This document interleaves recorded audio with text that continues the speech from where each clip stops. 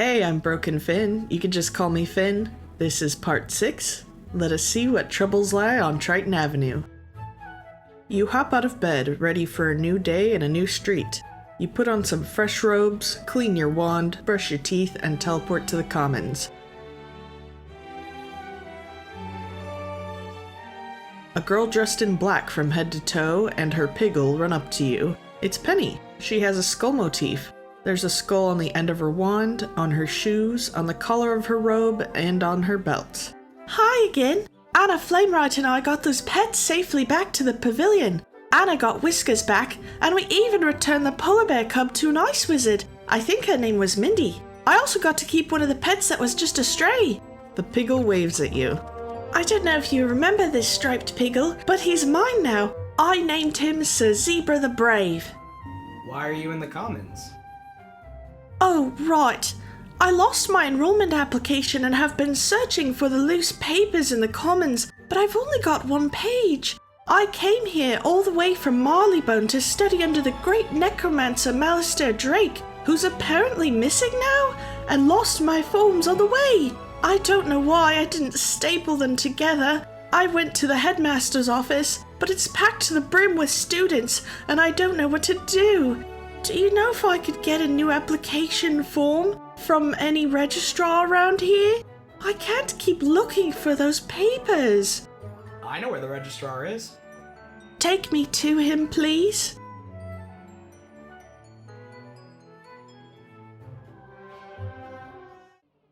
Mr. Lincoln is chatting with a student. He stands out to you because he's wearing so much white. Even his tied-back hair is white. The feathers on Mr. Lincoln's neck stand up. Mr. Goldenhawk, I know you've enrolled for ICE and said you wanted to be a thaumaturge, but Lydia has said you're struggling to summon snow serpents. I also have in my notes that you plan to ride the waves, that you've said that multiple times. Well, duh. The student in white puts his hands behind his head. How else am I going to become Wizard City's best surfer? Mr. Lincoln uses his entire wing to point at the storm classroom. I think you're confused about which school summons Tempest. Professor Baelstrom would happily catch you up in storm magic instead of ice, Garrick. Garrick Goldenhawk whistles, calling his mount to him. But I've been chosen by the Frost Giants to use ice magic. I would know. I went to Elix's Edge. I can't just bail on that. Mr. Lincoln sighs and pushes his glasses further up his beak. Penny pipes up. What if you learned storm magic as your secondary school? That's an idea. You haven't used your training points yet, Mr. Goldenhawk. That's a gnarly idea. Thanks, goth chick. He does finger guns to Penny, then rides off to the storm classroom. What brings you two by? Mr. Lincoln taps his foot. Do you have any application forms for me? I'm Penny Dreadful. A registration form? I'm afraid I don't see you here, which means either you didn't submit one, it's been moved to the Death Tower where it's guarded by the Mad Wraith, we care about protecting our personal information, or it's on Headmaster Ambrose's desk and he just hasn't gotten to all his paperwork this week. Check with him before trying anything else. Oh, okay. She twiddles her thumbs. Ask him for a new form. You suggest to Penny. I would, but he seemed very busy. Let's go see Headmaster Ambrose anyway. You both stroll over. Penny is right. His office is busy. Malorn Ashthorn is talking to the headmaster. Abby K. Doodle is trying to get his attention, and another unfamiliar student in red and white is waiting as well. She has a few balance symbols on her robe. Both you and Penny listen to the students while you wait your turn. Malorn walks away, rubbing the back of his neck. Abby stops jumping. Headmaster! Headmaster! This student needs a tour! Ah, yes. I see her, Abby. Thank you. You're progressing well, Rose. Let me introduce you to a few students so you can make some friends. This is Abby K. Doodle. She loves to give tours. And I like shopping. She gives an exaggerated wave to Rose. Yes, Talon here was the newest student before you, Rose. He introduces you to her. And my, I don't recognize you. Penny runs the toe of her shoe along the carpet. I'm Penny Dreadful. I lost my paperwork and was wondering if you have any extra forms? Hold on one moment. He puts up a finger. And this is Rose Ironheart. I go by Rosie. She does a quick curtsy to everyone. A sparkle shines in Merle's eyes. Wait, Penny Dreadful? Of the Marleybone Dreadfuls? Why, I taught your adopted parents. Wonderful students. I do remember them saying that you were traveling here with your paperwork. The paperwork I lost? Let's see. Essays to grade, budgetary proposals, a live frog, Duncan Grimwater's Ode to Malastare verses 1 through 5. Ah, here we go. Your parents sent a second set of filled out applications. They did say you lose a lot of your stuff. This one's already stamped and approved, but I'm afraid this delay has left you rather behind in your coursework. After the fall of the Death School, I moved the Death students to independent studies. Take this assignment. He turns to you. Perhaps you can help Penny catch up? You both go back to the commons. Penny's walking slows as she reads her assignment. Independent studies, huh? I just enrolled and I've already got homework. If you're willing to help me, maybe we can get this done real quick and catch up. That can't be any harder than fighting a rotting fodder like old Judd, right? Let's see. The assignment is called Battle Tactics of the Undead. Huh, I guess we'll be fighting all the ghouls. It says here I'm granted access to the sealed caves. But, that ship has sailed. The undead are everywhere now. I think the best way to do this is to split the enemies in half. That way we get this done twice as fast. I'll fight a few extra so we can compare notes. We'll have more reliable observations that way. Wow, this is a long list of undead. How does this sound?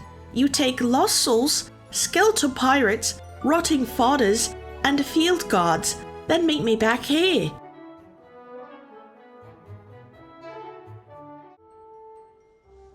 You find a few straggling skeletal pirates. They were scooping up treasure out of Rattlebone's lair. You chase them away. The rest of the crew is still pulling the ship on land, leaving a massive dirt trail.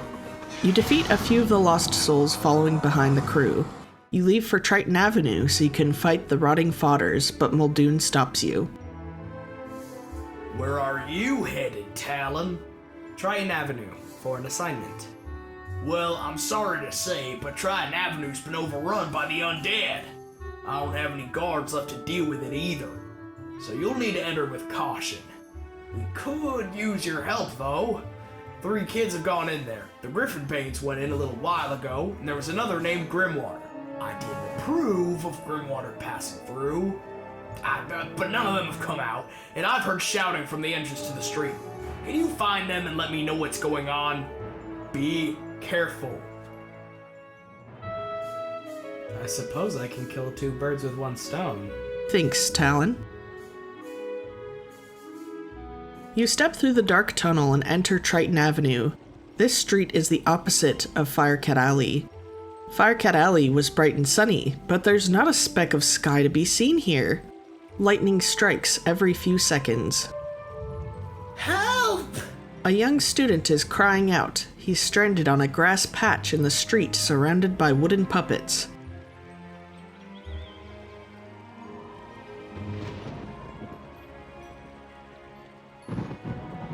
You prevent the haunted minions from hurting him.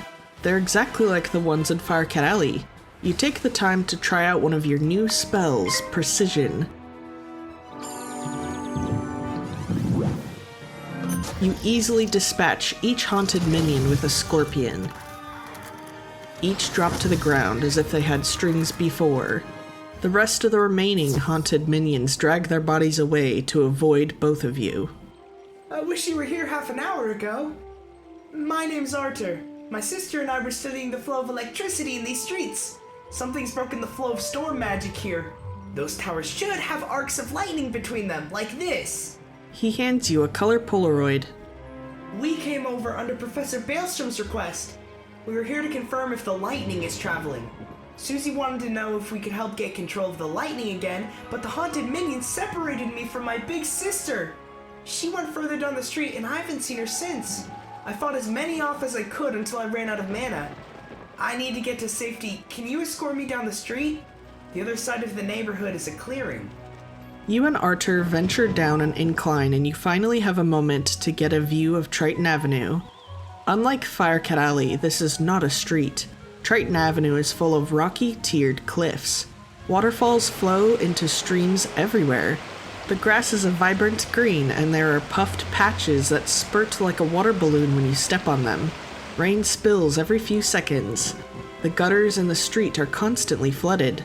The water at the bottom never clears because of the continual flowing. The many bridges are not enough to get you through the street. You have to take teleporters to reach inclines. There are large marble statues of what you assume to be Tritons, weathered away on all the tops. Artur is decked out in a brand new violet raincoat. The pattern along the stomach and sleeves are mahogany clouds. He has dirty blonde, dripping wet hair. His wand is simple. After he refills his mana, sparks are whizzing out of the end. A small lavender tabby cat follows him everywhere. The small kitty has a frizzy tail and electricity running down her back. Thanks for the help. I'm so worried about Suzie. I feel so helpless without her. On our way here, I saw one of the lightning eels carrying Suzie's staff in its jaws. It could be that she just dropped it, but our parents gave her that wand. It's a family heirloom. She never goes anywhere without her staff. What do we do? Another student clears his throat. I couldn't help but overhear. You're very loud. If you bring me your staff, I may be able to help you. The student has a similar motif to Penny. The toes of his shoes bear skulls. His wand is made of bones and has a matching hood to his. His staff is a head taller than him. He's about ear height. He has a ghost dragon hanging onto him like a backpack. His eyes are covered by his hood, and his gray lipstick is distracting. You can?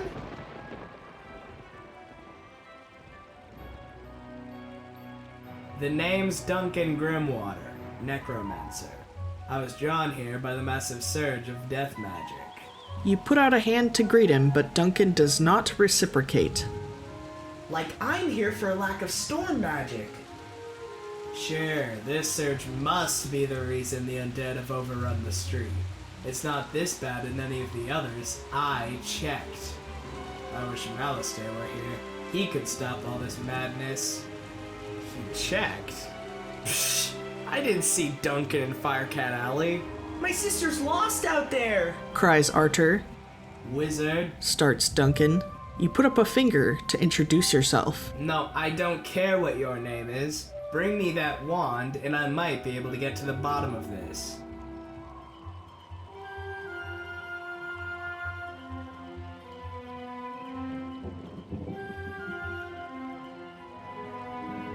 You fight two of the eels. Nothing comes of it. Electric arcs travel down their slimy bodies. Then you spot one lagging behind. He has a staff in his jaws too heavy for him to carry. The moment you make eye contact, the eel drops Suzie's wand and flicks its lightning bolt tongue. He throws a thunder snake your way. You try out precision again, this time to see if precision is used for only attacking spells. Electric eel passes. You throw down shields, preparing for a bigger hit from the ray-finned fish. Your precision is used up, wasted on a spell that's always easily cast. You make note of this. The eel skims your shields, then casts Scorpion. Something your elemental shields can't help you with. You counter your own Scorpion. Both bugs raise their stingers, but you've cast Scorpion so many times, yours is stronger. Scorpion stings the eel until he flees, like a flying, wiggly worm. You're quick about grabbing the wand and running out of the street. You return to the slope, a wand in each hand. Duncan snatches her staff. Excellent. I think I can find her, but there's one more thing I need. I know a ritual that could grant me a vision of where Suzie is. You do? You raise an eyebrow. It's very advanced. I'm not surprised you don't know it. The connection between Suzie and her wand is one anchor for the ritual, but I need another, and I think I know what will work. When I was trying to reach the source of the death magic earlier, I ran afoul of the rotting fodder across the river. They're using storm magic. Artur rests a finger on his cheek. That's weird. Why aren't they using death? They were wearing strange amulets that were crackling with storm energy. Wizard, bring me those amulets and I can cast my spell. You mean Herkimer stones? Duncan scowls. No, amulets. You pull out the list of undead you're supposed to fight to check and see if rotting Fodders is on there. Duncan peeks his head around your shoulder. Ah, I'd recognize this assignment anyway. I finished this quest ages ago. If you need some pointers, I'm your guy. The rotting Fodders always take a step forward before they swing their shovel. That's the perfect time to dodge. Or, if you're brave enough, cast your own spell. You roll your eyes. There's no way Duncan was right about the ghouls taking a step before they swing.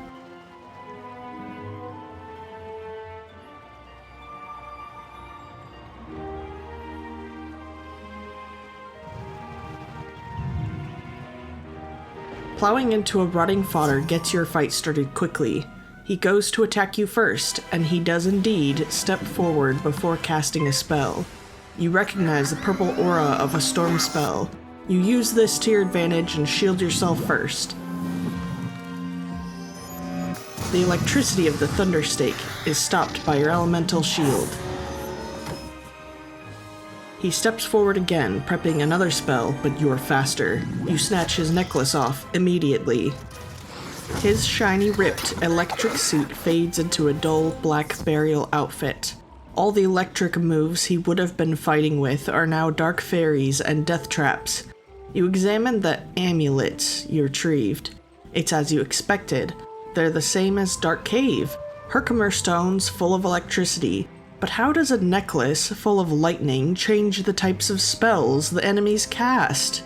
You bring Duncan the amulet. Don't open the Herkimer stone, it's gotta let- I know what I'm doing. Now, let's see if I'm right, and I am. Whoever's enchanting these amulets also kidnapped Suzie. They probably have Suzie in prison close by. I can use the link between the wand and Suzie to find her, and the link between the storm amulets and their maker to produce a vision. Here goes. He holds the wand and necklace between his hands and focuses his gray eyes on them. He pulls his hand away and the two items float. Small black bubbles emerge from his fingertips and bob up and down, flowing around the pieces. The necklace and staff fall to the ground. You leap down and catch the Herkimer stone before it shatters. The staff clatters and falls beside you. Nothing! Whoever this is, they have some powerful magic. You groan. What if they aren't connected? They are! I'm always right! I need a lot of power to break through the interference. I could do that with a charged Lumina Crystal. Artur gasps and turns to you. They make Lumina crystals at the mill across the river. I'll talk to Blood Raven Eye and get us a crystal while you protect me. You both weave behind a waterfall and hop over streams. After a few bridges, you take a teleporter to a higher cliff. A man with beefy arms, a red shirt, and a tool belt is wiping his forehead. He's kneeling beside a mill and two large copper prongs attached to a small cottage. Artur speaks up. Mr. Raven Eye, it's me, Artur Griffinbane from Professor Baelstrom's class. Do you remember that time you gave him some Lumina crystals? Do you have any more? He stands up and brushes off his knees and shakes his head. A Lumina Crystal? You're out of luck. The undead stole all me crystals. I've got a lot of raw crystal. I could grind you another one if me mill was working. Undead stole the wheel cogs and scattered them all over. But But even if I could grind you a crystal, I couldn't charge it. The lightning rod won't work. The Scarlet Screamer stole the primary coils. You could help me get up and running again. Gather up the cogs and get me coil back from the Scarlet Screamers, and I'll get you a Lumina Crystal. How many do you need? I need all 9 of me cogs and 2 coils. Artur pushes his fist down into his open hand. Sounds doable if we work together.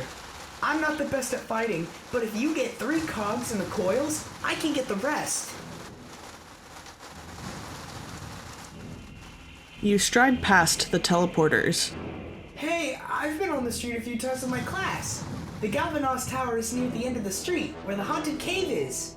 I'll bet that's where all the Scarlet Screamers are. Alright. You both backtrack and take the teleporter. Artur's theory was right. All the Scarlet Screamers are guarding Cogs and Coils. They circle them and wail at anyone who tries to get close. It's odd. What does a banshee need Cogs and Coils for? You step forward a bit too close for their liking. The nearest ghost stops circling the goods and deeply inhales, preparing to scream out her next spell. By now, you've really got the hang of precision. The Scarlet Screamer traps you in place. She's preparing for a harder hit. She's smarter than the ghouls and eels. Maybe you should have packed a weakness into your deck, but you can't consider that now. The scorpion you cast hits her precisely where you aimed. She screams and turns around to her sisters. Sod her off and be bother you. Don't let him take them coils. While she's distracted, your pet ticker smacks her with its wooden staff. She wails in pain and screams even louder. A troll is summoned by her voice. Oh, Bartleby. The troll swings its club and smacks you in the chest. All the wind is knocked out of you. You slap down the nearest card, desperate to end this fight. An imp flies from the card and stings her with his fiddle. She sinks into the ground. After grabbing a few healing wisps, you put a weakness in your deck and take down the other 2 Scarlet Screamers. They angrily hurl the cogs they had. The last Scarlet Screamer that dares to protect them yells, Sod her off and be bother you. If this coil is so precious, then take it. She hisses, and all the Scarlet Screamers finally fly off. After the ringing in your ears stops, you pick up the massive coils. Cogs are flowing down the gutters. You catch one, finding another in a bush, and the last one is in the middle of the street. You dodge rotting fodders to get it. You place all your items in a full wheelbarrow. Those banshees can really throw. These cogs are super heavy. The lady down the way didn't believe I was a wizard and wouldn't let me in. I had to convince her to throw the cog back through her window. You both wheel the gears back to Blad. He nods up and down, checking your work. Splendid! Now put those cogs to good use and get that wheel turning. I'll fix me lightning rod. The mill is stuck. There's a rock at the bottom, keeping the wheel from turning, and even if it did turn, all the cogs are missing. The mill wouldn't move the sander belt that Blad uses. Artur pops his fingers. I watched my class put this mill together at the beginning of the semester. I didn't do it myself, but with trial and error we can definitely get this going. You show Artur how to do a basic levitation spell. The 2 of you work together, placing cogs one by one. You have to redo the order a few times, but when the 9th cog clicks in place, you both feel very accomplished. Alright, we're ready. Mr. Raveneye claps his hands together. Arthur, you remove whatever's jamming me mill. I'll refine a raw crystal on the sander, then you can pull the lever. Pulling the lever will charge the Lumina crystals right up. Artur levitates the rocks and pebbles and tosses them into the pond. The mill turns and Blad quickly works the crystal. He places it above the coils you collected and you pull the lever. Lightning shoots down and hits the massive copper rods. The Lumina crystal has a vibrant purple glow. Blad pulls the lever again and the machine turns off. He puts on a thick rubber glove and takes care in removing the glowing stone. Ha! Well done, wizards. Thanks to you, I'm back in business. Here you are. One brand new, fully charged Lumina crystal. She's a beauty. I hope she serves you well.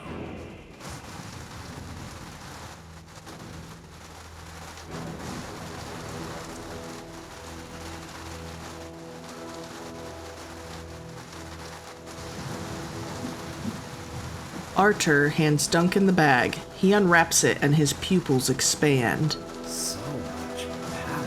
He shakes his head, as if he was in a trance before. This should be just what we need. The Lumina Crystal will boost the power of my ritual. This time, I'm sure of it. He places the 3 items between his hands once again. He focuses his eyes on the staff and drops the items. They hover between his fingers and dance in a circle. His pet dragon crawls down his arm and wraps his tail around his shoulder. The ghostly drake focuses on the items with his eyes as well. Sparks fly from the Lumina Crystal and arcs of lightning string across the 3 items. It's working! The items spin at immense speeds and create a purple fog. A vivid image appears in the fog. Artur grabs at his raincoat. Suzie! I can see her! But what is that horrifying thing with her? This must have been before she lost her wand. The image is terrifying. This pumpkin-headed monster towers over her, dimly lit by 2 stained glass windows. A smile stretches across Duncan's cheeks. He seems thrilled.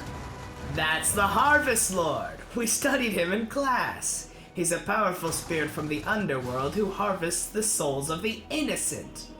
That's so cool. I never thought I would see him in person. I know that place! Professor Baelstrom takes us there to build conductors for the electrical currents that run through the streets. The only tower with stained glass windows is Galvanos Tower. That must be where the Harvest Lord is enchanting the storm amulets. Wizard, please free my sister.